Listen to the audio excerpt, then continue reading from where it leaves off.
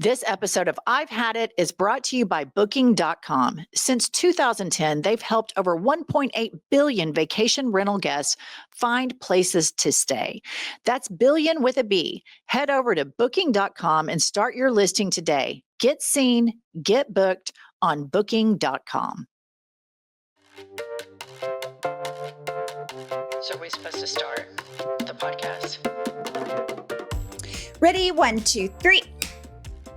Patriots, gay triots, they triots, black triots, brown triots, and everybody who doesn't support those people can do what, Pumps? Fuck off! That's right. Hey, I meant to tell you, when I was at the No Kings March, there was these people that made this eagle float, and it actually the arms went like this, and Renee Stubbs and I, my tennis friend, we were both going, caw, fuck off. She sent me the video. Yeah, it was so fun. It was so fun. That's really fun. They went all out in New York City, man. They're making a lot of money from Antifa in New York City. Yeah. I mean, that is just so ridiculous. All right. Welcome to America's Top DEI podcast. Pumps, what have you had it with? Okay, what I've had it with, and this is just, it's a fever pitch right now, but I've had it with this narrative that there are two sides to every story, that there are, we have to hear both sides in this political climate. And my response to that is, we can sit and hear about both sides of, should we repave this road now?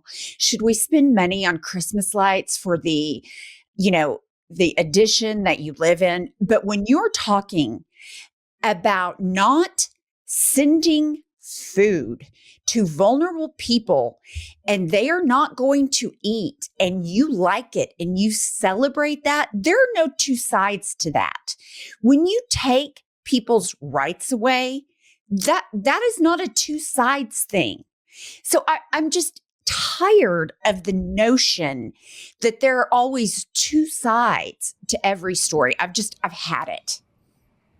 Yeah, I think that the two sides thing has been going on a long time. And so it goes back to a question like this. Right now, sadly, Pumps, there are two sides to this. And pre-Trump, there weren't two sides to upholding the Constitution. There would never be some fringe political movement that ascended to the White House that wanted to dismantle and erode civil liberties. And now there is that. And much to my surprise, there are two sides to a conversation about the First Amendment. Our side, of course, we want the First Amendment. Our side wants free expression, freedom from religion or of religion. And their side doesn't want that. And so I think what's so devastating about your grievance is that not that long ago, there weren't two sides to the First Amendment. There weren't two sides to the separation of church and state. But because this fringe movement is so cruel and so ambitious and so diabolical, all of that priming of the two sides prior to this primed us for this moment where the Trump administration gets on and they make an argument against Democrats disagreeing with the president. And they try to demean and say that the Democrats are terrorists, jihadists, Hamas supporters, Antifa, and all this crazy shit. And it's really disturbing to wake up and realize you live in a country where something that used to be off limits as being two sides now is openly and brazenly and braggadociously two sides. Right. Can Trump be president for a third term? Are you fucking kidding me? There should not be two sides to that argument. First of all, he's older than fuck and he doesn't even know where he is half the time. But that's here nor there. So that's my grievance. And I understand what you're saying about now there are two sides, but I'm old enough to remember when there were two perspectives, interpretations, there was a variety of that. And now I just feel like we've gone from either you're on the side of legality, the Constitution, and democracy, or you're a full-blown fascist and you don't give a shit. So I agree. That's how effective their propaganda campaign has been, to take something that was off limits about being two sides. That was something where not that long ago, when Obama was running against John McCain and the rabid kind of racist Islamophobic base at a rally, this kind of crazy ass woman was like, I think he's a Muslim. And John McCain grabs the mic and he's like, no, ma'am. I disagree with him, but politically, but he is a good man, a good family man, a good American. And he shut it down immediately. He wouldn't allow both sides. There was a party, the Republican Party, that had a modicum of integrity and decency. And there was a mutual starting point that we all agree with democracy and we all are here to defend the Constitution. The propaganda machine of MAGA, with the assist from Fox, or is it the other way around? Right. The propaganda machine of Fox with the assist to an authoritarian regime, and you could go either way on that, chicken or the egg, made it possible to where, sadly, what should not be two sides is. And I'm shocked when I go on to CNN as a guest host and I hear them just kind of reporting about what he's doing as though it's normal, as though the memory lapses are just completely ignored, or this push to erode civil liberties. And he has those pundits on there that are MAGA pundits that act as though it's normal. And this normalization of this has forced us to what I thought would never, ever happen, which would be that right now, one party is so deranged and so anti-American, and I'm talking about MAGA, that their only option is to say, oh, the Democrats are anti-American. Right. The Democrats want free and fair elections. The Democrats want you to have health care. The Democrats want billionaires to pay 2 to 3% more in taxes, which they will never miss. But that 2 to 3% will make a massive, massive difference in the workers of this country. The Democrats don't want to kiss the ass of billionaires, don't want to kiss the ass of some dementia-ridden grandma running around like a nut that can't blend his makeup. It's just crazy. It's so shocking every day when I wake up and I think about the grandstanding that the Republicans in office used to do about how they were so patriotic and decorum and all of this stuff. And then to my personal kind of like Republican friends, to see how much worse they've become. And that brings me to my grievance. I've had it with how much worse Trump makes people. Yeah. And you can think about it, listener, on a national scale. You can look at no further than DL, Demon Queen, Lil Marco Rubio. Or you can think about the people in your family or in your friend group that were Republicans. You know, they did the whole I'm fiscally conservative but socially liberal dance. But they weren't complete assholes, right? And then they vote for him the first time because they thought Hillary was evil and they were upset about emails. Whatever, stupid, different podcast entirely. Second time, they kind of embarrassingly voted for him, but some of them might have voted for Biden.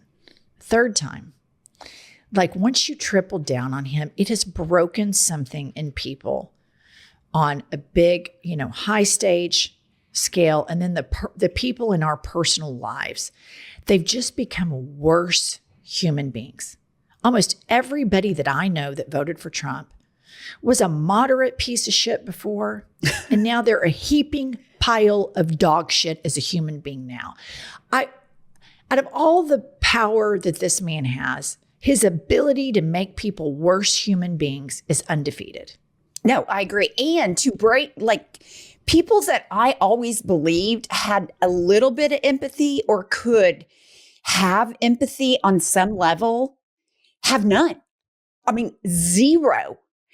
I mean, when I ask a family member, what do you, specifically talking about immigration, what do you think Jesus would do? When people are being rounded up without due process and put somewhere they could be eaten by snakes and alligators if they try to escape, and the response is, I think he'd be all for it. I mean, that to me was just like, holy shit. We have jumped completely off any kind of sanity or empathy, and we've gone full-blown crazy train. Let me ask you this, though, Pumps. Do you think that family member, don't you think to some extent that was there and Trump has emboldened these people, whether they be family members, acquaintances, or Marco Rubio, or Ted Cruz always has been a sack of shit. Yeah. Emboldened them to be more out about it. You know, this thing like this whole thing after he won the third term, like everybody's like, it feels so liberating. Now we can, call people an FAG or an RETARD. We can say pussy again and all this stuff. I feel like in the case of some of the people that we know, like there was that there. And good leaders can temper our worst impulses. Like sometimes we might have, because of the way we were raised, communities we were raised in, hellfire, damnation, religion, sadly, a racist slight, a racist lean, or cruelty lean, or punitive lean. And then a good leader can make you go, oh, that was kind of wrong for me to think that way. What my pastor and what my mom and dad, they were kind of a different generation. I was wrong about that. I'm going to evolve.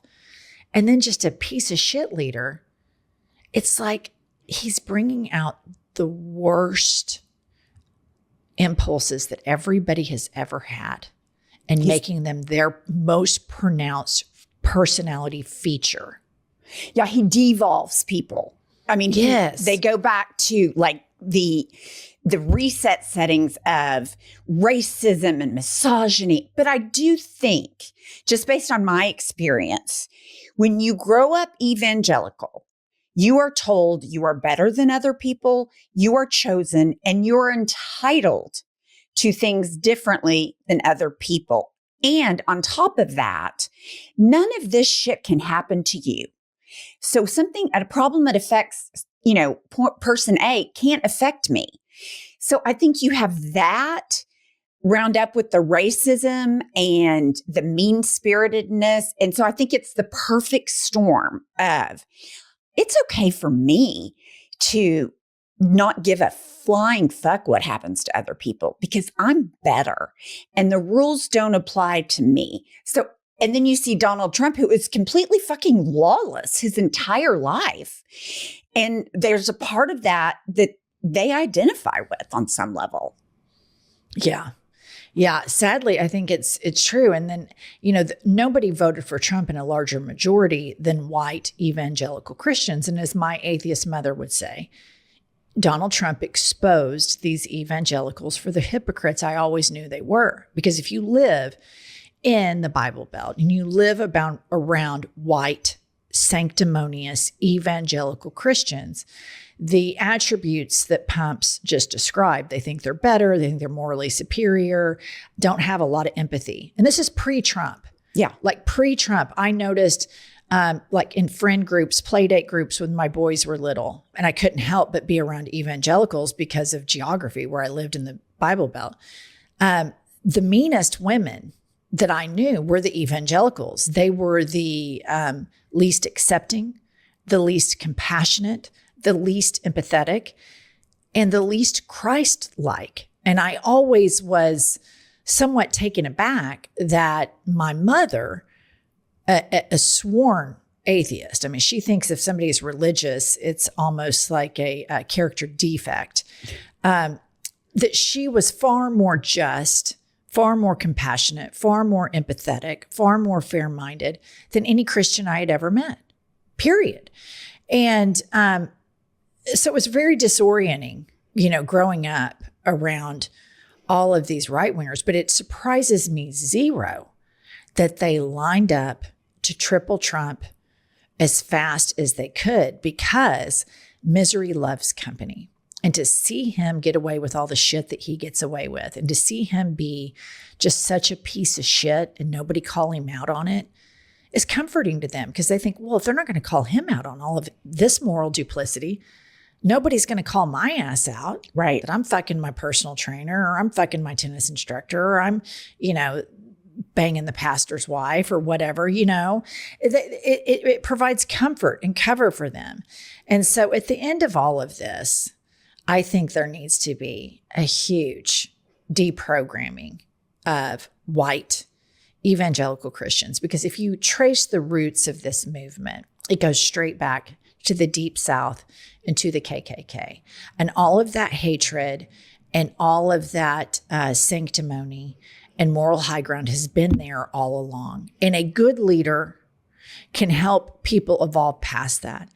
A selfish, maniacal, diabolical leader like Trump accentuates all of that. All right, welcome to I've Had It. I'm Jennifer. I'm Angie. She's the star beaver of our show. The head beaver in charge. Okay, let's talk to Kylie. Kylie, you look so pretty. Thank you. I've got 2 reviews for you today. And I thought I'd start with a 1-star titled, You Can't Fix Stupid. And Thane Krios writes, you cannot help people who refuse it. Just keep moving. Although in this case, send an exorcist to the show if you know one. Okay. Can't fix stupid. You can't fix stupid. And the fact that he believes in an exorcist is kind of a cell phone that I don't think he intended. I didn't even think about that. Yeah, Okay, I don't think he intended that. All right, go on. The next one's 5 stars titled, I Owe You an Apology. And she writes, first discovered your podcast in 2024 on YouTube, not knowing what your show was about, except that it was called I've Had It. I automatically assumed both of you were Republicans because, to my stereotypical self, Republican women are white, blonde, and Southern.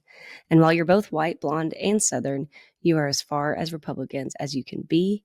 And for that, I owe you an apology for my judgment based solely on your looks, which you are both beautiful inside and out. And a huge thank you for fighting fascism with facts, passion, and humor. You inspire me to keep fighting, and I'm with you all the way. Big love to you both, to Kylie the Magic Lesbian, and to all who believe in democracy and human decency. I love that review. Apology accepted. Yes. I have dealt with this my entire life, traveling with my husband, going places, and people will be like, where are you from? And I'm like, Oklahoma City. And then, if you meet people from a blue state or blue city, they're always like, oh, and I'm like, I am not a Republican. I am not an evangelical Christian. Like, I get it, but I am none of those things. And this is so funny, Pump. So our friend Liz, she was in Las Vegas over the weekend, and she's at her son is marrying a girl, and they had a bachelorette type weekend. And our friend Liz, listener, she's just a good old time. She's a good time Liz, right? Yeah. And she's a very dry sense of humor. Anyway, they're in Vegas, and about 4 or 5, a gaggle of homosexuals anyway, gravitated over to Liz and her group. And they said, where are you from? And Liz said, Oklahoma. And they looked at her like only a homosexual man can. Right. Very judgy and just the geographic inferiority. And Liz, sharp as a tack and witty, says, I'm a liberal. And they go, oh, thank God. Just relieved as all get out. And then he said, actually, our favorite podcasters are from Oklahoma. And Liz goes, well, I actually know them. And one of them, Jennifer, is one of my dearest friends. And so they called, and I guess now you can leave a FaceTime voicemail. What? Yes, I didn't know this. The gays taught Liz how to leave a FaceTime voicemail, and they left me a FaceTime voicemail. And it was so cute. And so to all of the blue dots out there in heaping pile of MAGA shit Redland, it's time for us all to rise, because we all know to stay liberal and stay progressive in the worst of conditions around the judgiest, most horrific, flea bag human beings imaginable is uphill in the snow barefoot twice a day. And so shout out to all of you, because I know how judgy these coastal elites can be. And some of the best liberals I know are people that are tucked into the reddest areas imaginable. Yeah, I completely agree. And one thing you said one time really sticks with me about how if you live on the coast, you wake up and you breathe liberal air. It's understood the air's liberal, da, da, da, da. When you wake up in Magaville, I mean, it's like you have to have an oxygen tank to get started. All right, Kylie, what else do we have going today? I've got some news stories, and this one we were tagged in because it reminded them of you, Jessica. People magazine reports woman ends her marriage of 25 years after husband eats her slice of cake. And these are the facts. A woman said her husband surprised her with a trip to rekindle their struggling marriage. During her trip, he ate her leftover slice of anniversary cheesecake and laughed it off. She realized the cake symbolized years of emotional neglect and decided she was done. Okay, here's the deal, listener. And for you longtime listeners, you will know that this happened. 2 Christmases ago, I made cinnamon rolls. Don't get excited. They weren't homemade or anything like that. It's like the poppin' fresh, right? So I make those, and I'm talking, we're talking about our presents, talking to the boys, I'm talking to my dogs, and I start the cinnamon roll outside and leave the best bite for the end because I can delay gratification. So I turn over, I'm talking to my sons, and I turn back to get my last bite, and Josh ate it. He fucking ate the center of the cinnamon roll. And I'm going to tell you here right now, what she said about years of emotional neglect and like that being metaphorical for a lot of shit is so true, because I felt that same thing when he ate that best bite of the cinnamon roll. I thought, this fucker just takes and takes and takes and takes. And we were able to move past cinnamon roll gate in our marriage. And actually, he's being a lot better about not shopping over my plate, but it was devastating. It was just such an abject selfishness about it that was so off-putting. So I can see, as crazy as that sounds, that it led to divorce, but it's a pattern. Yeah. And Josh definitely had that pattern. He's riding the ship. You know, everybody knows he's been to rehab a few times, as we've discussed previously. He's riding the ship. He's doing a lot of work on himself, and he's not so selfish anymore. But I can see how she arrived at that decision, because it's like, you can't get mad at 1,000 little cuts, but that one thing, it's like, you ate my fucking cake. Divorce. It makes sense to me. Happens all the time. As a divorce lawyer, you see people that come in and like, this was the straw that broke the camel's back. And you're like, on a scale of 1 to 10, it's about a 6. But then they give you, the last 5 years and you're like, well, fuck, yes, this is the straw. Yeah. All right, Kylie, what's next? Okay, I've got another one that I wish we would do in the United States. And China is now regulating influencers, and only those with university degrees can discuss professional topics. So this is like the life coaches and things. So only those who can prove verified competencies will be allowed to address topics such as medicine, finance, education, and health. And those who don't follow the rules risk account suspension or fines. I mean, the great thing about if we institute a policy like this is it would completely wipe out the Trump regime. Totally. In every area. Nobody would be left. Everybody would be disqualified from this. But there is this whole thing in the United States, like we've discussed a lot, the life coaches. There's a lot of people giving advice online that shouldn't be giving advice. And every time I see like someone that I know personally, where all of a sudden this account pops up and they're an expert in something I never knew this person to have an area of expertise in, I'll call Pumps and I go, Jane Doe, You know, that gal, remember her that we've been talking about now for 15 years? What a fucking train wreck she is, fucks around on her husband all the time, you know, popping pills, blah, blah, blah, blah, blah.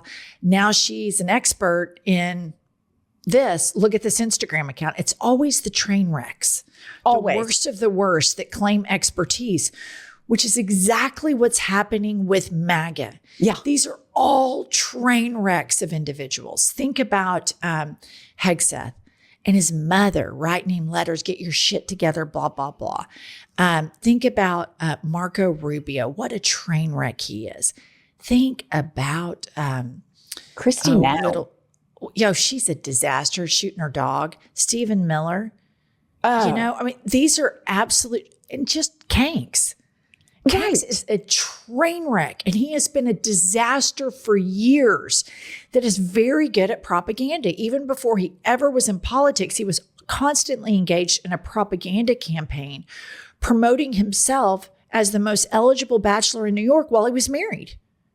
Yeah. And you know, one thing that always gets me is like he would call and he would just browbeat the Forbes list until they put him on the world's richest or whatever it was. Remember, it was super duper important. And so he would disguise his voice, but they would know it was him. Kind of the same with the he's the best lay in town kind of thing. Okay. Why wouldn't he have, I mean, he's so incompetent. He wouldn't even have a female call and say, oh, I slept with Trump. He's the best lay on the planet. Or I'm so-and-so. He would disguise his own voice to say how rich he was. It's because he thinks he's better at everything than everybody else.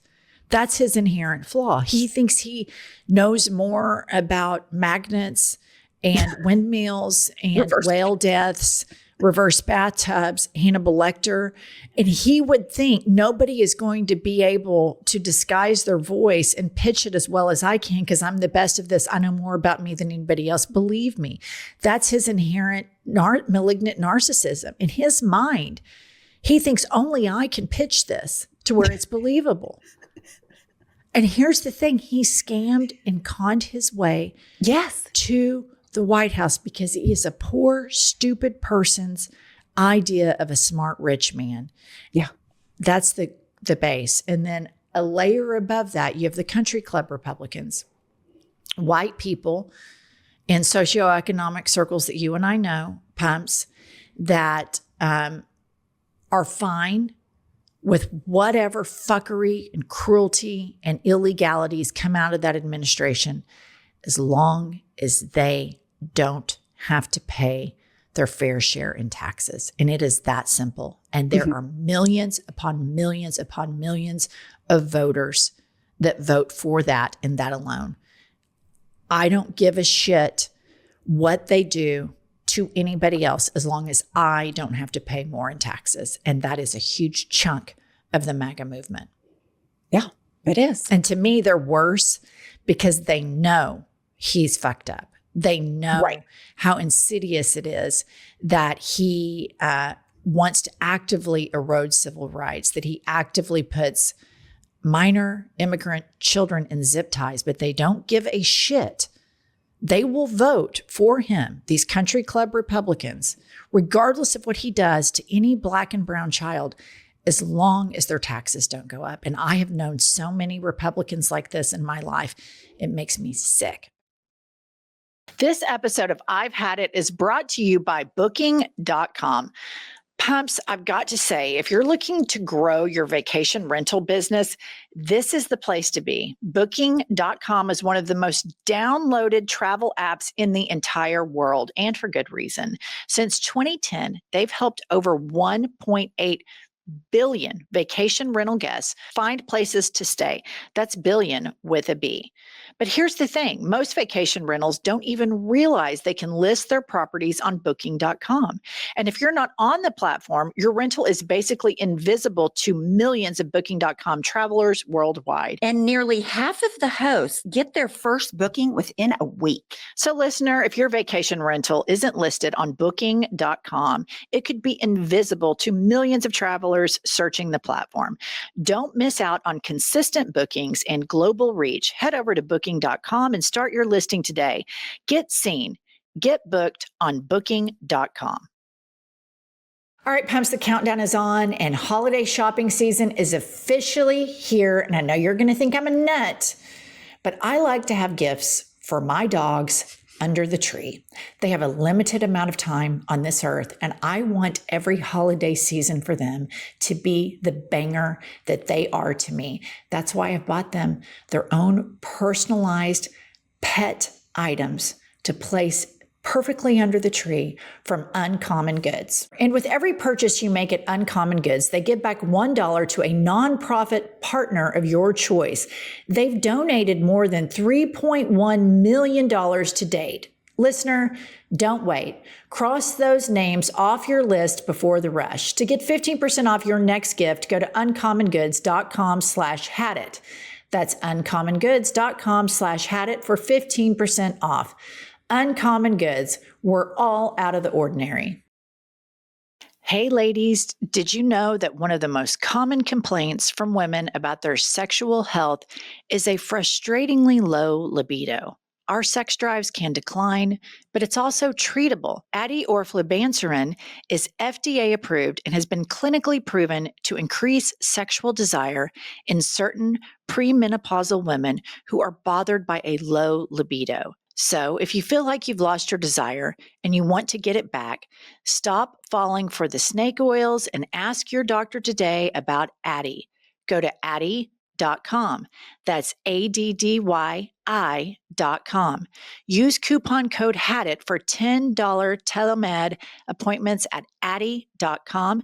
Ask your doctor about Addie today. That's ADDYI.com. Use coupon code HADIT for $10 telemed appointment at Addie.com. I'm so excited about our guest today, listener. You're going to be excited too, because he's a star, in my opinion, a great thought leader.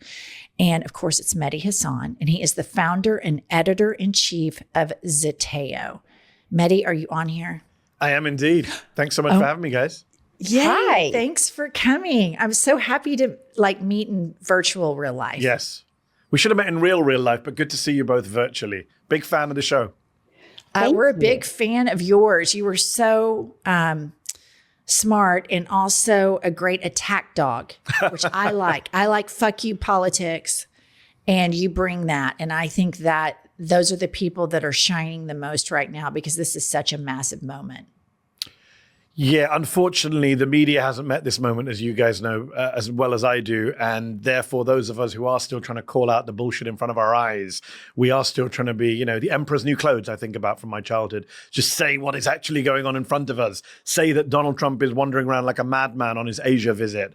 Say that he's rambling about good-looking people to the troops in Japan yesterday. Just be able to say, this is not normal, right? That's the four-letter sentence, a four-word, sentence of our era. This is not normal. Right. No, and can you imagine just the Japan trip, his behavior and the wandering around and the politicization of the troops.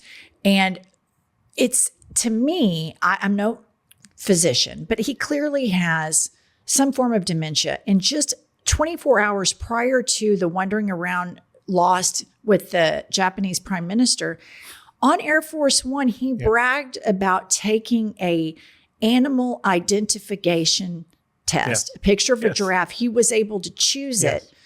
And he bragged about that. And it's not, I turned on CNN this morning. I was like, is anybody talking about that? Yeah. No. Went to MSNBC, crickets. We've normalized it. Everyone has, whether liberal, conservative. I've tried not to. For 10 years, I've tried to keep going, saying, I moved to this country in 2015, just weeks before he came down that golden escalator. My entire presence in this country for 10 years has been defined by Donald Trump being in our public scene and people normalizing what I see and many others see as clearly abnormal. And, he goes on top of the White House and does a rant. He walked around the roof of the White House, got no coverage at the time. I remember doing a quick check of all the news websites. Who was saying, if he's just wandering, an old man's wandering around the top of his house screaming about nuclear missiles. Even on that flight, Jennifer, on Sunday, he also talked about taking an MRI, and then he wouldn't say why. And I'm trying to think about another president, forget Joe Biden, any other president who could say, oh, I took an MRI, I'm not going to tell you why. I got shot in the ear, but I'm not going to release the medical records. I went to an annual check for my health, even though I already had one a few months ago. I've got weird blotchy things on my hand that make me look like someone out of Count Dracula. All of that has happened in the last few weeks, and yet we just carry on like normal, like the president is not having some kind of physical or mental health crisis. And then not to mention, this gets buried all the time, but it's just something I try to bring up to the surface. He went on and on about the size of Arnold Palmer's cock.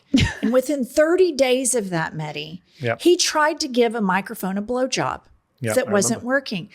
And this just, any other politician, that would be career ending. Oh, I mean, that's 10 years of this. And it's, again, you can't blame Trump, right? We go, oh, Trump. It's not Trump's fault. He is who he is. It's the rest of ours fault for enabling it, for looking away, for aiding and abetting, for moving on, for tolerating, for excusing. You know, the number of people, even liberals, who say stuff like, you'll tell them something. I'll tell friends of mine, Donald Trump just did this, and they'll just chuckle, say, that's who Trump is. We don't do that for anyone else. Right. How did this guy, how did the freak from Home Alone 2 get the special pass from the entire American public, American media, American political establishment? I mean, you talk about manhood, size of penises. He made fun of Marco Rubio's manhood back in 2016. I'm old enough to remember that. I know we all move on. Marco Rubio today is his Secretary of State who stands silently and is perfected. Did you see him on Air Force One? He just stands there straight-faced as Trump rambles about the dementia test and how Jasmine Crockett couldn't beat him in a dementia test. And Rubio's just standing there, just straight-faced. I wonder if he practices that in the mirror in the morning. Just how do I keep a straight face when this clearly insane boss of mine is saying stuff? But, you know, these people will sell out for anything. He wanted to be Secretary of State. He wants to run for president in 2028. So Marco Rubio, a man who knows better, and just tolerates it. And I think history will judge the Rubios of this world much harsher than they'll judge the Peter Hegseths of this world. No, I agree Mehdi, with that. what have you had it with? We like to ask all of our guests what they've had it with, and then we'll dive back into beating up on establishment Dems and stuff like that.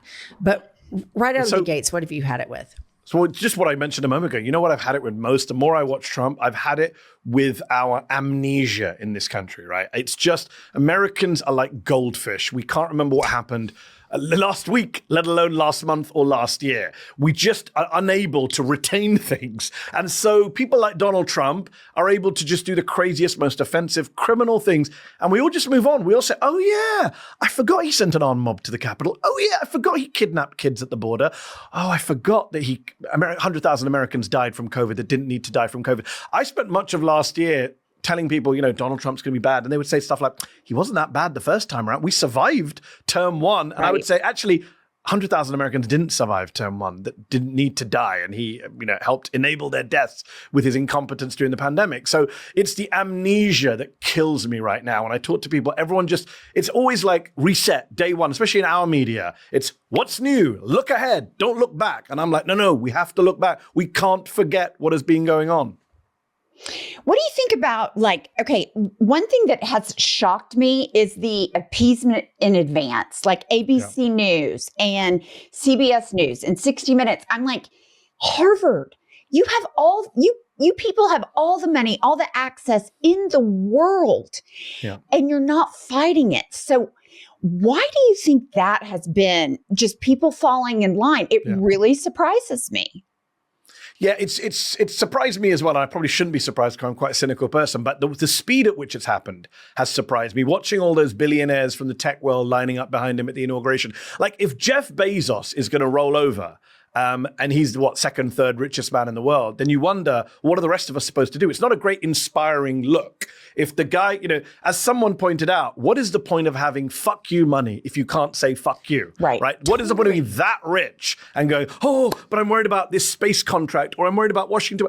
No, you are Jeff Bezos. You have made more money than most people in history combined. You don't need anything else. You can go buy an island and live somewhere else and speak the truth. But the problem is that a lot of these people are not just cowards. They actually agree with Trump. I think a lot of these people in the elites were waiting for someone like Trump to come and bash minorities and, yes, cut their taxes and deregulate their industries. But a lot of them think wokeness went too far. The civil rights era went too far. We've let all these women and minorities go way too far. And I think a lot of them secretly think Trump is a good thing. And so they can hide behind he's bullying us, he's forcing us into doing this. But I think a lot of them wanted to go along with it because, as you point out, They have a lot of money. These university presidents, these media bosses, these tech billionaires, they don't all have to roll over to Trump. They choose to do that. And that is what's so shameful and why I think they will be judged again so harshly as the enablers of this stuff, because they could start. And look, there's no solidarity in our society. This is a problem. People don't stick together. I said this at the No Kings protest recently. There are more of us than there are of them.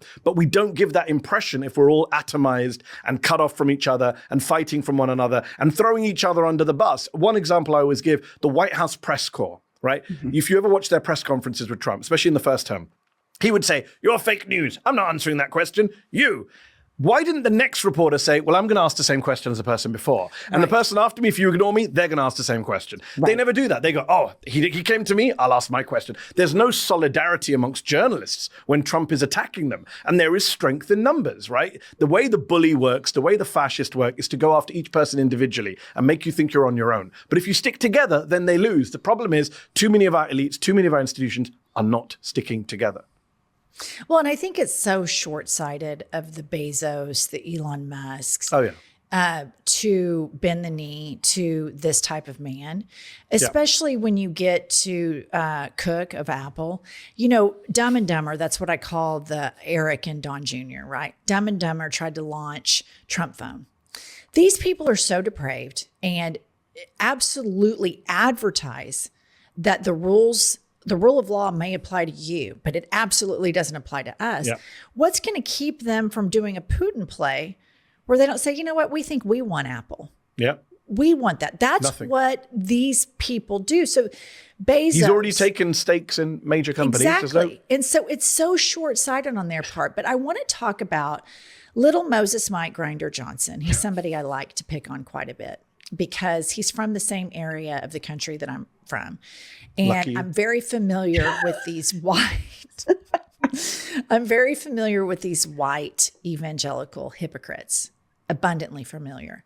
Yeah. And I'll tell you, he gets on TV pretty much, 3 and 4 times a day on this. All the Sunday shows, shutdown. CNN. Yeah. And he propagandizes and he propagandizes and he propagandizes and he propagandizes. And I'm like, all right. I mean, he's dedicated to the cause. Like he's the Democrat shut down, blah, blah.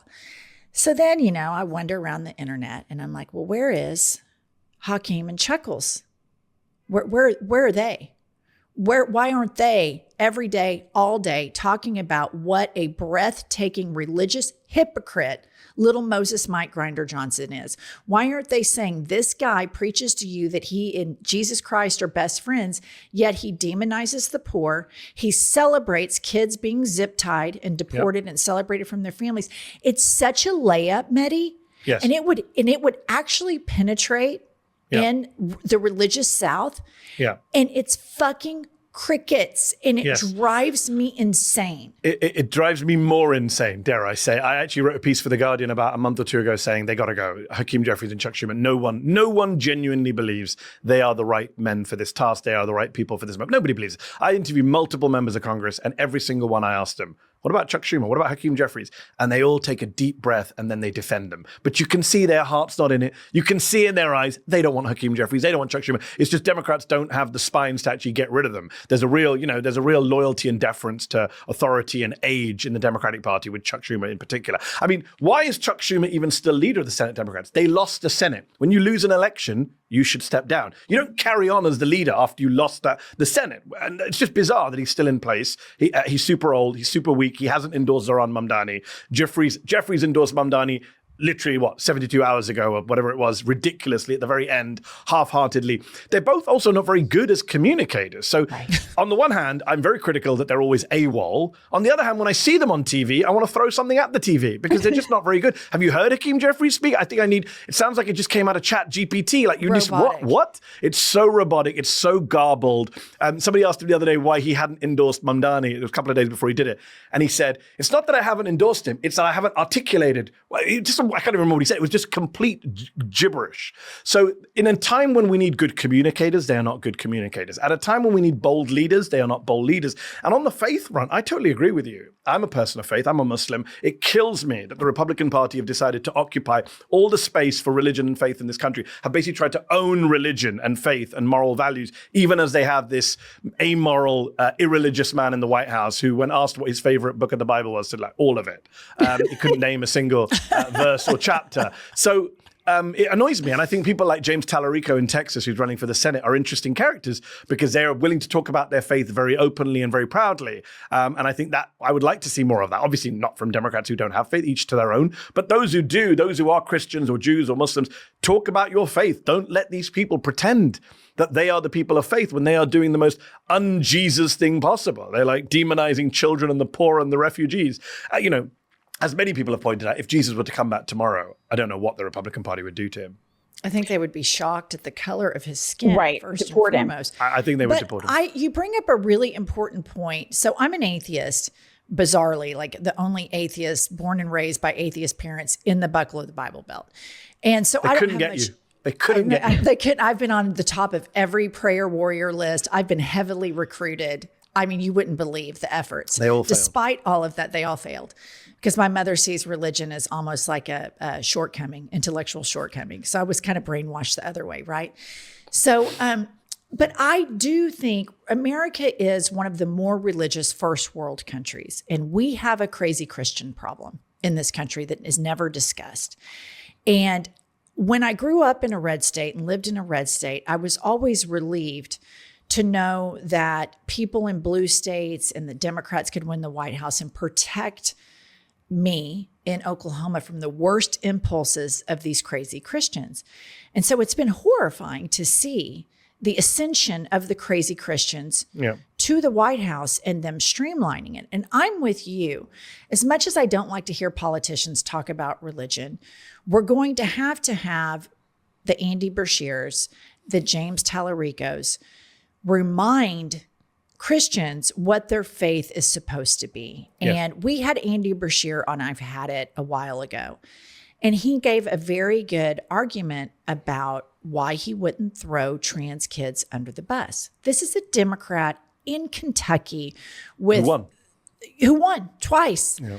And he sat in our studio and said he would not throw trans kids under the bus. Fast forward a few months later, I have Rahm Emanuel on the podcast, and he immediately threw trans kids under the bus. And so it just amazes me, this clash between the Democratic establishment, who are structured and disciplined, and we're going to stay on message, and everybody in the country has moved on to this kind of fuck you breed of politics, right?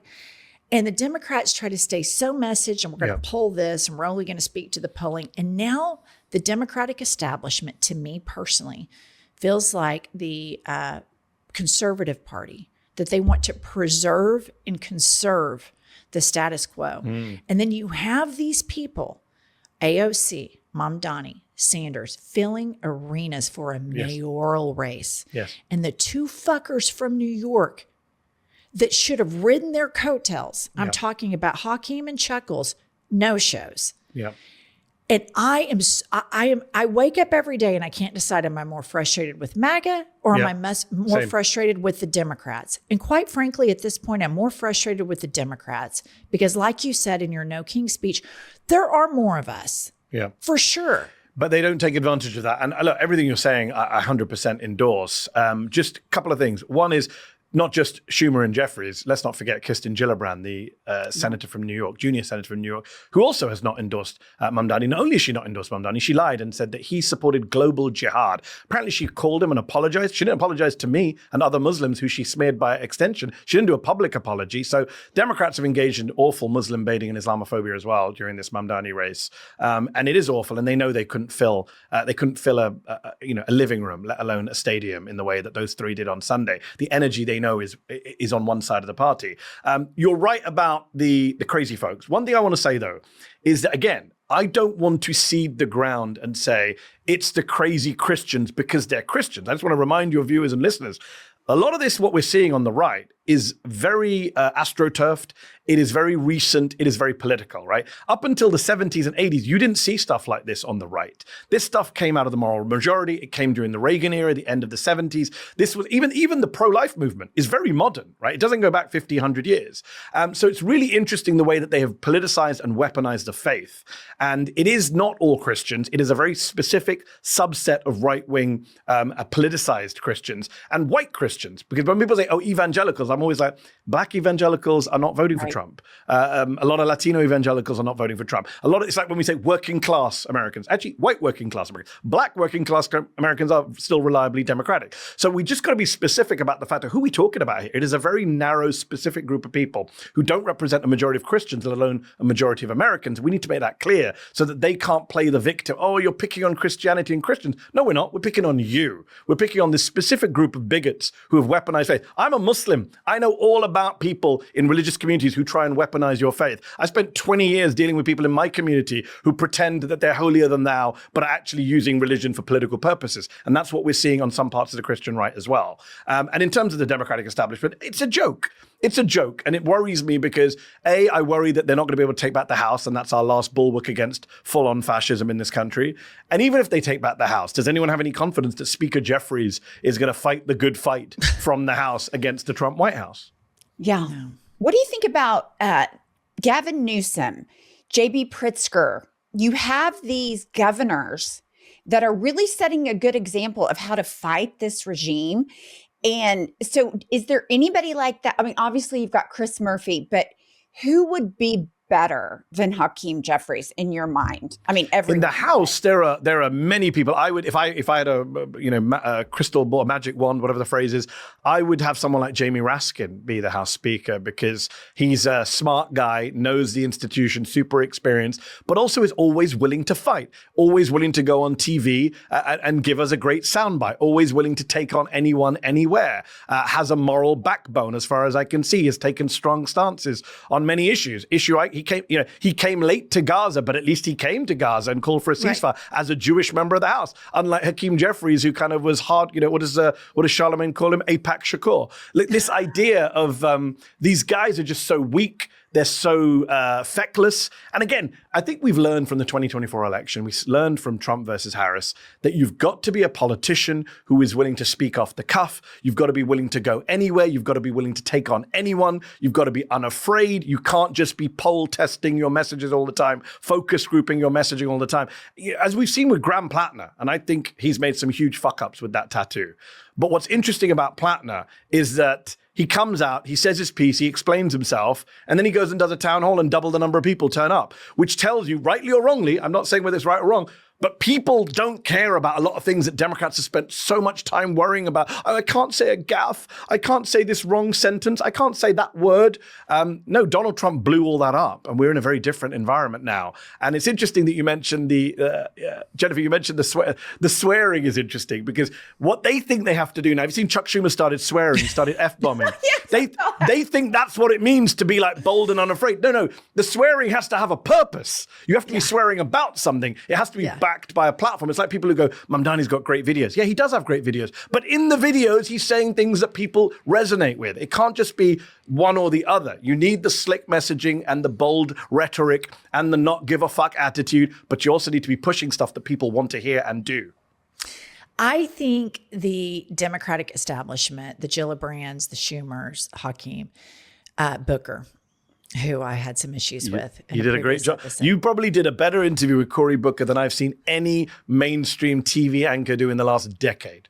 Oh my gosh. That's high praise. It's 100%. Everyone I know. I was playing pickleball last night. There's an admission because I'm old and I can't do any actual proper sports. I play pickleball too.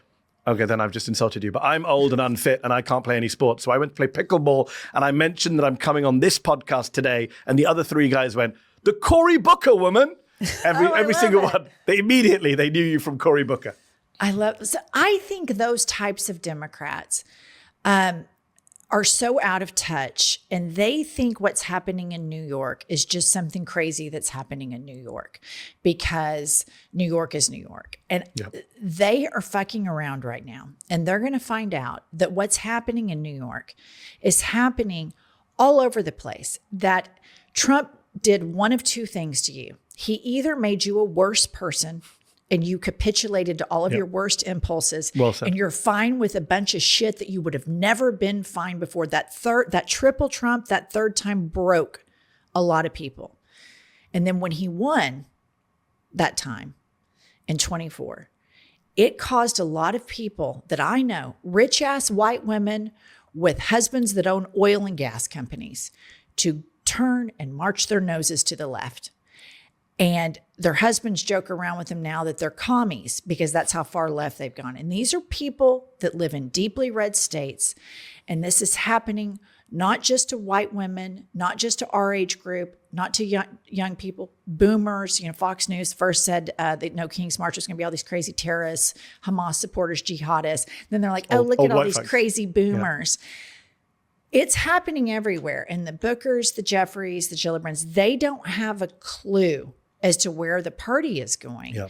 And it is so frustrating that it's like literally teed up. The moment is here. And it doesn't take that much to rile up MAGA, that administration. They're all bluster.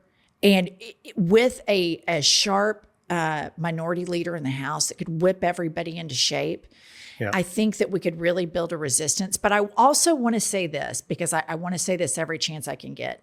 As a woman that lived in a red state, I only recently moved to New York, I would have crawled through 10 feet of concrete to vote for a corporate Democrat, and I still would. I would still go and vote for a Cory Booker. I would vote for a Jeffries. I would vote for a Schumer. If the alternative is Mike Johnson.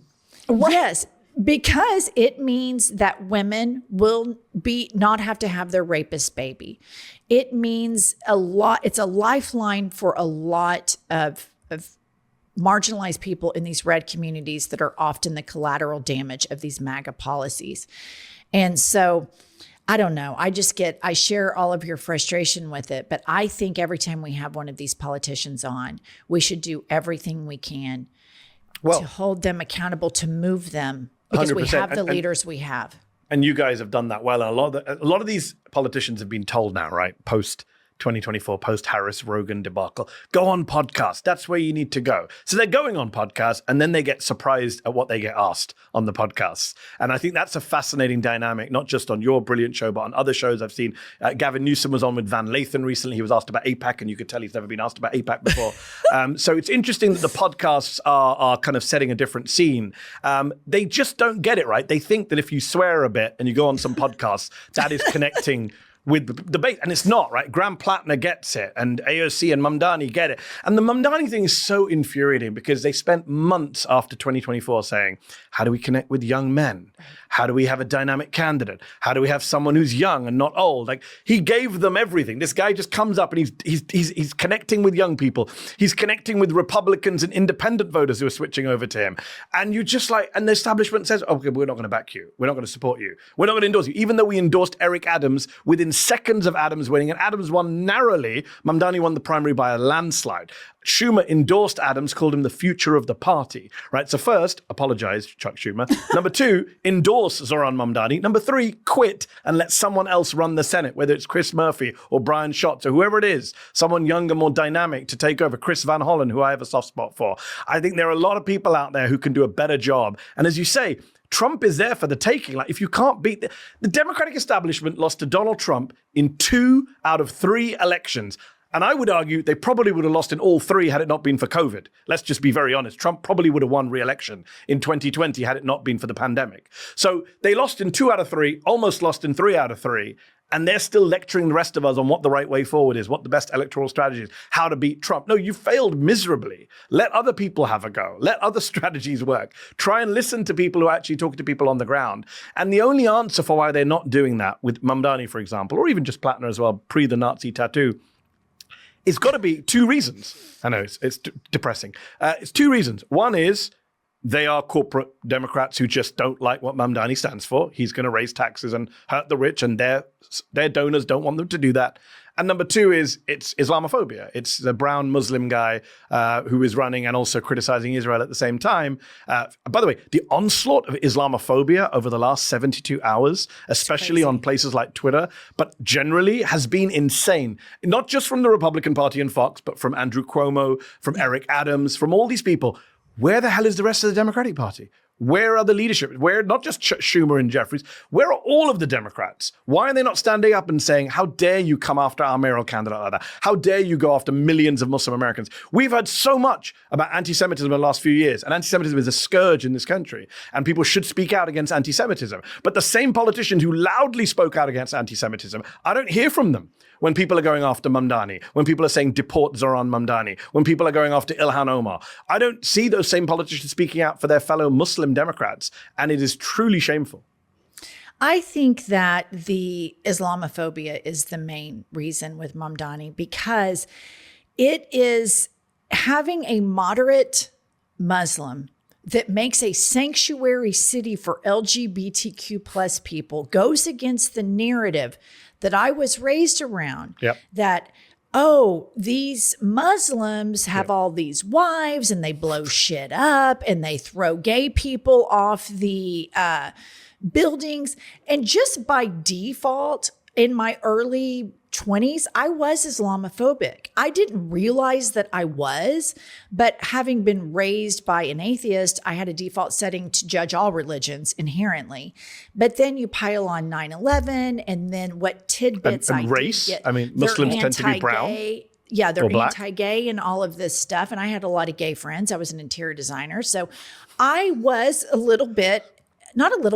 was Islamophobic, but I evolved from that. And Mamdani represents something that is the establishment, both the Democrat and Republican, a huge arrow right into that argument, because he is a moderate Muslim. And I have evolved and I have learned that every religion has its crazies. We have the white evangelical, have their roots in the KKK, that I call the crazy Christian problem in America.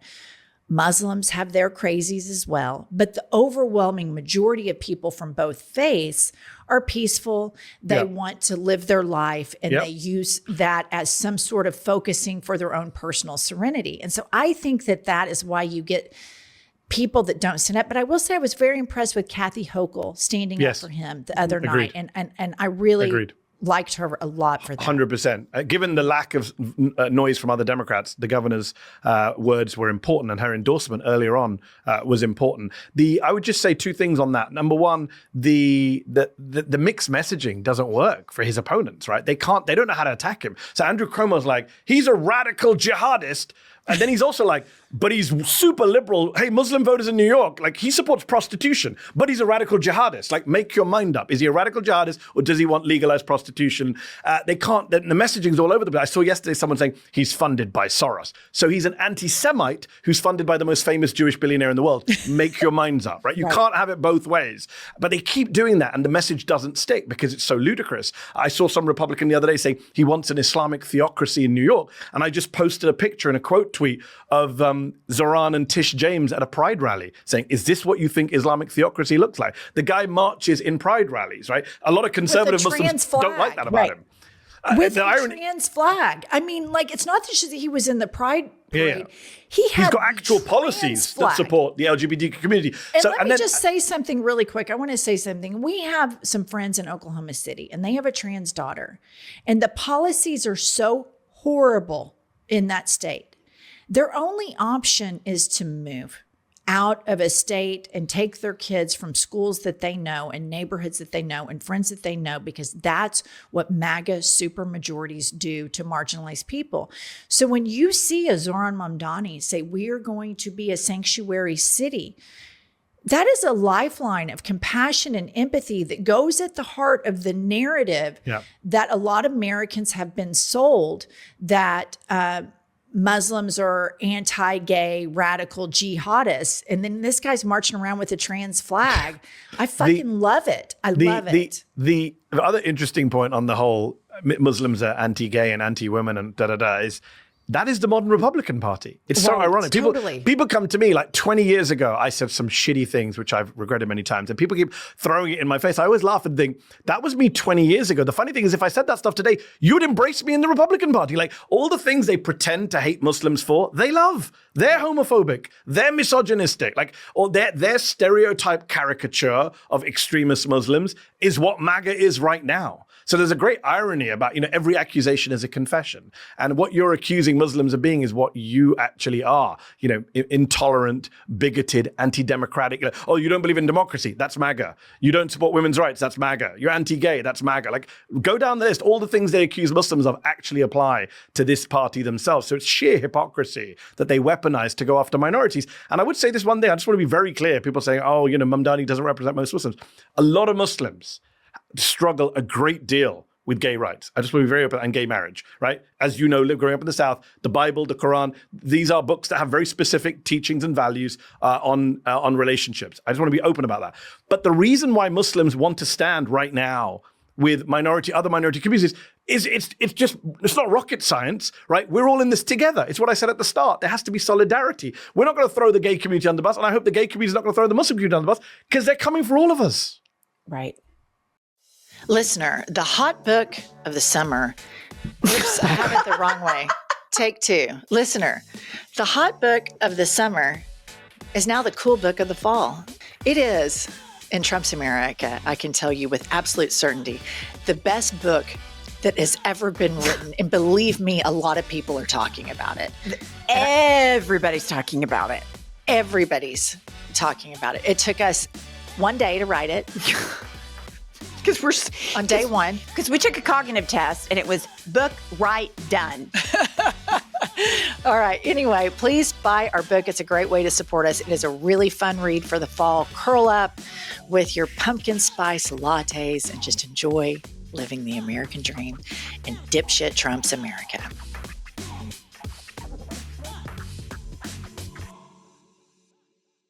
This ad is brought to you by Vive Healthcare, the makers of Apertude, Cabotegravir. You never skip your SPF, and you carry hand sanitizer like an accessory, but what are you doing for HIV prevention? One way to help protect yourself from HIV is Apertude, a prescription medicine used to reduce the risk of getting HIV in adults and adolescents weighing at least 77 pounds. You must be HIV negative to receive Apertude and get tested before each injection.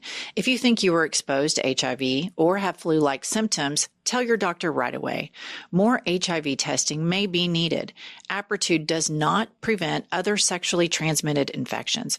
Practice safer sex to reduce your risk. Get Apertude as scheduled. Missing doses increases your HIV risk. Don't take Apertude if allergic to it or taking certain medicines that may interact. Tell your doctor about your medical conditions, liver problems, and mental health. Serious side effects include allergic reactions or rash, liver problems, and depression. If these occur, get medical help right away.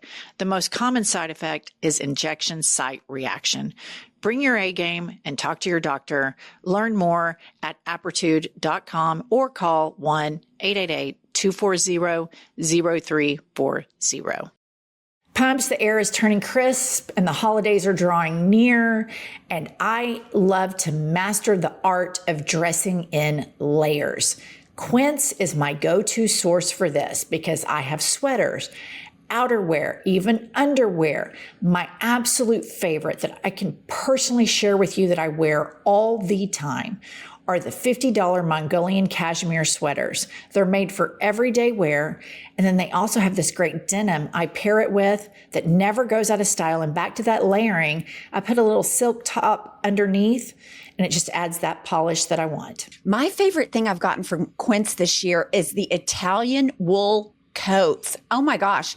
They feel designer and the quality rivals even high-end brands, but without the high markup. By working directly with ethical top-tier factories, Quince skips the middleman and offers prices 50% less than similar brands. So listener, step into the holiday season with layers made to feel good, look polished, and last from Quince.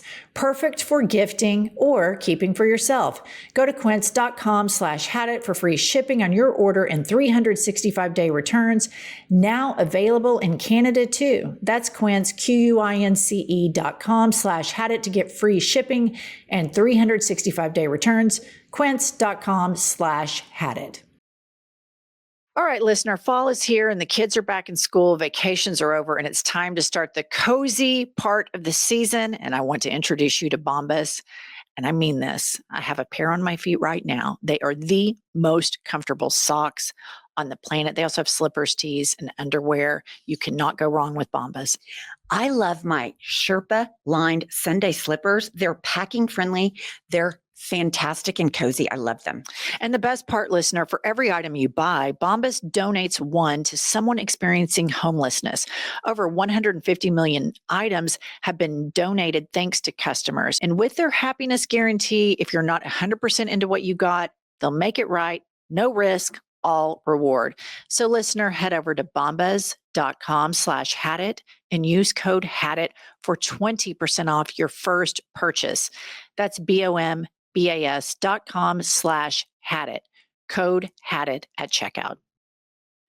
I was going to ask you, and I follow you on Twitter, so I've seen. I apologize in advance for that. You follow. No. I like it. But you have to follow my rants.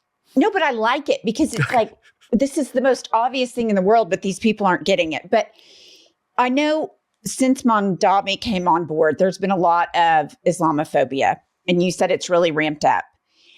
Between the time you got in the United States, or what you said right before Trump came down the escalator. Yeah, 2015. To now, I feel like from my very white, privileged woman view, that racism has become kind of like emboldened, empowered against all, sex, race, religion.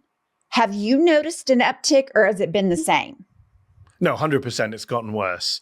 And it's one of the most troubling parts of the last decade, which is, as Jennifer pointed out earlier, Donald Trump brought out the worst in people, right? The single biggest legacy of Donald Trump, aside from a 6-3 Supreme Court, is that he has emboldened these people. Like, historians will come back, if we have historians, they will write about this era as the era in which he basically allowed the worst people to crawl out from under rocks where they had been pushed to by the civil rights movement, by all the progress we made on race and gender and rights. And that's what depresses me most. It's the big picture. Donald Trump could disappear tomorrow and what he has unleashed cannot be put back in the bottle, right? The racist genie is out of the bottle. The undermining, all these taboos we created around race, certain things you can't say, you shouldn't do. That's all kind of gone. He has single-handedly kind of broken it down. And we're in a very, very dark place. And if you look at, you look at that young Republicans chat that came out recently. Some of them weren't so young, of course. But it's not surprising to those of us who've watched the last 10 years. There's an entire generation of young people, especially young white men, who have known nothing but Donald Trump, right? That is what they think a leader is. That is what they think an American is. That is what they think is how they should behave. That is how they think they should speak. That is what they think they have permission to say. I don't think you can unroll a decade of Trump. The cultural, social impact of Trump is so massive that it's going to be with us for many, many decades to come. I don't think we can just unwind this. It's going to have to be redoing the 1960s onwards all over again, if we can even pull that off in a social media age where everyone's in their echo chambers. So it is very depressing to see how bigotry has been mainstreamed, how everything that you thought. I mean, let me give you one example. In the first term, Donald Trump said, hey, the squad should go back to the countries they came from, right? It was one of the most racist things he said in his first term. And that was about Ilhan Omar, AOC, Ayanna Pressley, Rashida Tlaib, 3 of whom are born in the United States, all 4 of whom are citizens. It was a controversy for a while, right? Oh, he said something racist. He was asked to challenge it. Today, that seems quaint. Today, they're like, deport everyone, deport Mamdani, deport Ilhan Omar. So they keep ramping up, and the Overton window of what is acceptable to say or not to say keeps moving further and further to the far right. And you're emboldening all of these white, look, just this week, we had Tucker Carlson host Nick Fuentes, right? That kind of stuff, even that would have been seen as crazy 5 years ago. Today, it's like, oh, that was expected. Yeah. And it's just so, there's so many sub stories to the cultural breakdown. Like if you think about Pete Hegseth's pastor that was on 60 Minutes that talked about women losing the right to vote and death penalty for homosexuals, that I can say tying it back to Christians' views of Islam and the Muslim faith. Where we grew up, Ryan Walters, he was I'm sure you've heard of him, the superintendent. The superintendent, yeah. Yeah. They are really, they're the Christian Taliban. They want a Christian nationalist country. They want to force in the most toxic, codependent way their religion, their form of white evangelicalism onto which everybody. they don't practice. Let's just be clear, right? They are No, often of course they exposed. don't. They're often exposed as hypocrites in their private lives, and in their public lives, as you pointed out, they support policies that demonize the people Jesus championed. All right, now we're going to play our world famous game called Had It or Hit It. Oh my God. Welcome to Had It or Hit It. I would hit it. Had it. I hit it every day, sometimes twice a day. Mehdi, had it or hit it, Jerry Seinfeld. Oh, had it. Can't stand Jerry Seinfeld. I grew up watching Jerry Seinfeld. He was the least funny member of that show to begin with. And now in his old age, he's become this kind of genocidal, smirking ghoul who goes around blindly supporting Israel, saying ridiculous things like the Free Palestine movement's worse than the Ku Klux Klan. Jerry, you were the worst member of Seinfeld, and you're a worse human being now. I like it. All right. Had it or hit it, domestic air travel. Oh, I've had it with domestic air travel. I travel every weekend. I travel all the time. Domestic air travel in this country, I don't know why it hasn't radicalized Americans onto the streets. And don't tell me, it's only because a minority of Americans fly. A lot of millions of Americans fly. It is horrifically bad. I can't tell you how bad it is compared to other countries. I'm fed up of the delays. I'm fed up of the cancellations. I'm fed up of the shitty airports. Donald Trump was right. There you go. That's the only time I'll ever say it. Donald Trump was right. In 2016, when he ran for president, he said, we have shitty airports compared to the rest of the world. It was the only true thing he said when he ran for president in 2016. I've had it with. And think about one thing that he did that should tell every working class MAGA person that voted for him. The Biden administration made it to where if the airlines canceled your flight or was delayed, that you got a refund. Yep. He immediately reversed that. Reversed it. And then fired a bunch of air traffic controllers, and now we seem to have more accidents. They're such dipshits. Dumb. It's just, you know what pisses me off? Just the celebrating of the villains. And then that our villains are total dipshits. Yes. I'm like, we're losing to these fucking dorks. Yes, which brings us full circle to we're losing to them because the other side is led by Chuck Schumer and Hakeem. Fuck. Bipartisan dorks is what they are. All right. That's moving generous. along. Had it or hit it, Antifa. Hard to describe. What is Antifa? I don't know what it is. I am one's told me what Antifa. it is. I am Antifa. I am anti-fascist. Yeah, I mean, if you're anti-fascist, then obviously I would hit it. I mean, I've spent my life opposing fascism, both abroad and at home. America has a long, glorious history of stopping fascism in the World War II. But if it's just kind of amorphous, weird group that they've decided is this boogeyman. They said recently, we've got we found the wife or the girlfriend of the founder of Antifa. I'm like, who's the founder She's of so Antifa? full of Winston shit. Churchill. Like, who is the founder? Is it FDR? Like, who is the founder of Antifa? I don't know who that is. It doesn't exist. It is a classic boogeyman from these people. They're not even trying. Like, they just made up this group that has everyone. People don't walk around with an Antifa membership badge. They're like, I'm Antifa. It just doesn't exist. Good luck with that. It's amazing. Like, he's done executive orders going against Antifa. And I'm like, it's not real. You don't sign your name. It's crazy. I know.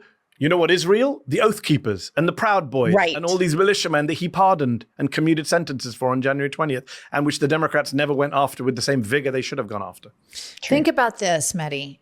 We are from Oklahoma City. I was there, and so was Pumps, when the federal building was bombed by right-wing. Yeah, and they blamed Muslims, by the way, extremists, when they didn't know who it was. Yeah, they did. Timothy McVeigh and these other connected right-wing, white rage male extremists, okay? And after that, and you're talking about, there was a daycare in the Alfred P. Murrah building on the first floor. I'll never forget, firemen were carrying out little babies' bodies. And since that happened, that state continues to vote for every single county, all red, for a political party that provides cover for right-wing extremism. The success and the ambition of that movement to radicalize people against their country, against their best interests has been breathtaking. They have been incredibly successful. Their ability to then project onto the other side everything they're doing. So they go around after Charlie Kirk's thing. The other side are domestic terrorists. The other side are inciting terrorism. The other side are extremists. When they're actually describing themselves, it is messaging genius, evil genius messaging. It really is. Okay, last one. Had it, oh wait, no, two more. This is a really good one. Okay, had it or hit it, the Louvre heist. Oh, I would say, if I say hit it, people are going to say, it's because they were Algerians and he supports the Muslim. But come on, it was super entertaining. I thought so too. Come on, a daylight robbery at a place that was like in the what's the Netflix show, which I never watched, that everyone kept pointing to, which was about the people robbing the Louvre. Like anyone who watches a good crime caper cannot not enjoy that news story. Yeah. I enjoyed it because it was a respite from like the crime that's happening that everybody's normalizing in our country. And I was like, okay, this is a classic crime. Like they had their plan. They had the cherry picker thing. They knew what they were going to get. It was organized. For me, it was just a very welcomed respite because in a world of incompetence, we saw some competence. It was well executed, cleverly designed. Yes. But get them to do the White House ballroom. Yeah. But did you guys see where they were going down in the cherry picker and they dropped the crown and then they were unable to retrieve it? I didn't see that bit.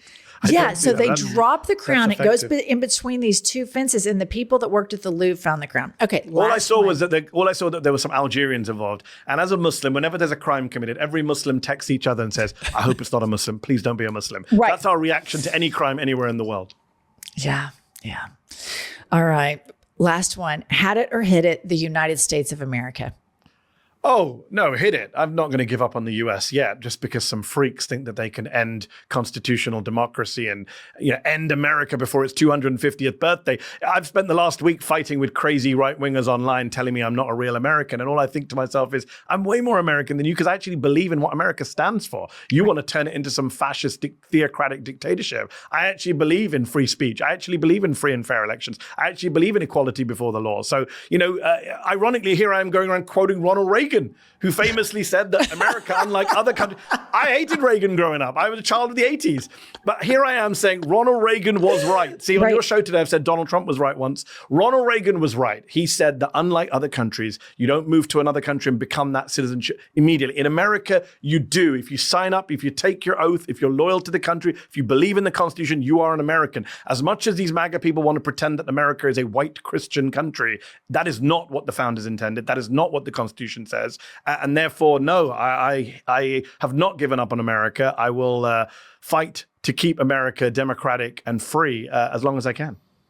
I just want you to know, I know this won't provide comfort, but I just want to point out that the same people that tell you that you're not a real American, they also go after the white women that were born. I was born in Dallas and Pumps in Oklahoma City. Yeah. They tell us that we're not real Americans as well. So for them, their definition of being an American is thinking exactly like they do, which is the most un-American starting point that you can ever have. Okay, Mehdi Hasan, this was so great. I hope we collab more and more. Yes. It was great. I would love to. Thanks so much for having me. Great conversation. Yes. All right. Bye. Bye-bye. Okay. I just think he's so smart. I could talk to him for like 2 hours. I could talk to him for hours. And I was this close. This close from saying, Mehdi, I know you and Jennifer are social media friends, and I want you to be my social media friend. But I thought that might just look a little bit desperate because I'm so fucking jealous. So jealous. Nope. He's really, one thing that he does, I never do this. I don't fight with people online just for my serenity. Like I have a Twitter, but I have it locked. And I don't communicate with anybody on Twitter. I just use it to mine for information. And then I don't really ever read my Instagram comments anymore, and I never get on TikTok. Just because I think if I was fighting with people online and then I also had to consume the news, I think it would fuck with my serenity too much. So I admire the people that can, like that he can actually get in there and engage with those people, because I can't do it. You know, I got an email. They asked me to be on Jubilee, and I think Mehdi had done it. I should have asked him about it. What is it? But Jubilee is where they put you in the center and then you, there's Trump supporters and you debate with them. And I just thought, I've been doing that my whole life in Oklahoma. Right. Like, you know, I don't know, but I admire him for all of it. All right, listen, make sure you buy our book. It's called Life is a Lazy Susan of Shit Sandwiches. Pumps is modeling the book right now. It is linked right below in the show notes. And if you're on YouTube, make sure you subscribe to our channel. Same thing if you're listening on audio. And Pumps, tell them. We will see you next Tuesday and Thursday. I'll tell you what I've had it with. Let's hear it. I've had it with that. Listen up, patriots, gaytriots, and natriots. We have a new podcast that has dropped. It's called iHip News. It's Monday through Friday, every day, 15 to 20-minute hot takes on the political landscape of the United States of America, always served with a side of petty grievances. We are on all the available platforms, Apple, Spotify, Google, whatever you get your podcasts, and YouTube. Please go rate, subscribe, and review so that we will chart upwards with America's greatest legal mind. Pumps, what does an eagle say? Caw-caw! A little bit more enthusiasm. Caw-caw! That's it. That's Caw-caw! That's the patriotism that this country needs right there.